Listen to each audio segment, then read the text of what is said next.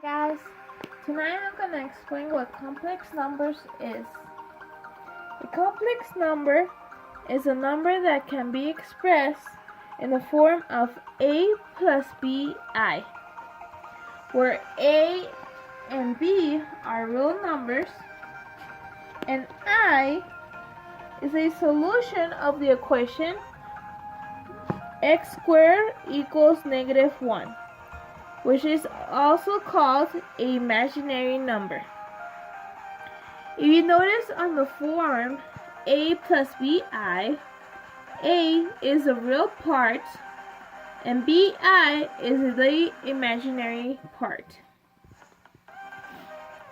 Now, these complex numbers are usually used for solutions or problems that are square root of a number. It could be square root of -1, -4, -5. Now, if you use a calculator and you type square root of a number, it always gives you no solution, error, or it gives you 0. So technically, the calculator cannot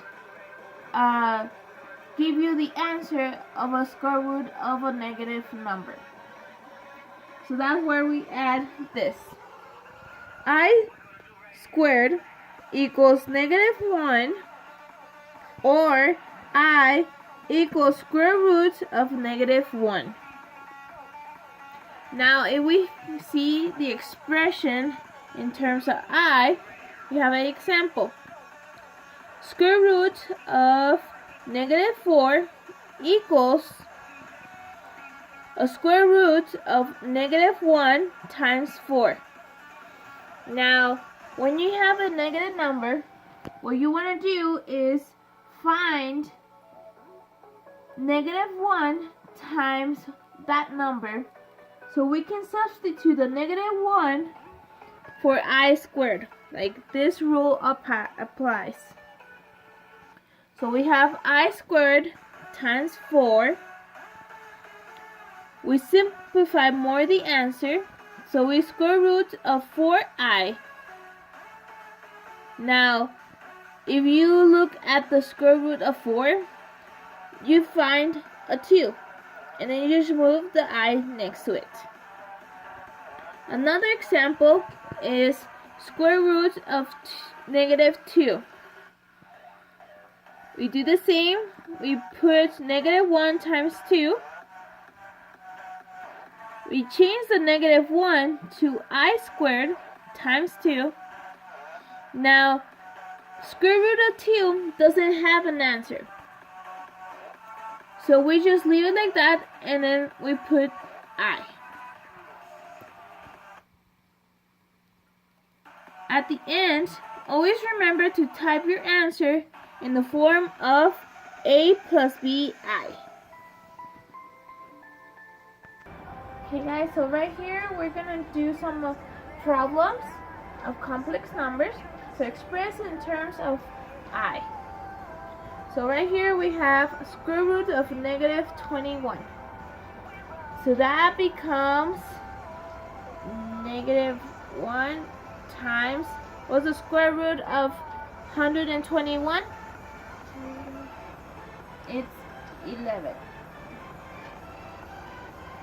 Now we change the -1 to I squared times 11. So now from here we change it to 11i. Now 11 doesn't have a answer when it's square root of 11, so it just stays the same, and then you just move the I to the other side. Now down here we have negative square root of -11. So right here we have two negatives. You cannot multiply.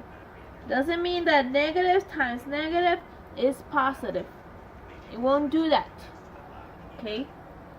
So now what you're gonna do is you move this negative here. So move the negative over here, and since 11 doesn't have a square root, so you leave it as 11. And don't forget the I, because there's some negative here. You'll put the I on the outside. And there's the answer. At the very end, you have another one, square root of negative 20. Now here, we do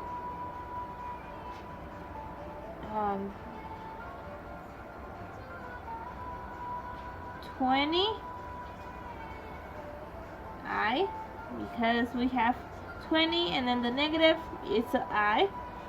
So right here, we look for the factors of 20. So we have 2 times 10 and 2 times 5. Here, we change it, the 20. So square root of 2 times 2 times 5 equals square root of 4 times 5. At the very end, you find the square root of these. So square root of 4 is 2, and 5 doesn't have a square root, so you just leave it how it is. So that means here is 2 and 5. You see? Very easy. Bye guys.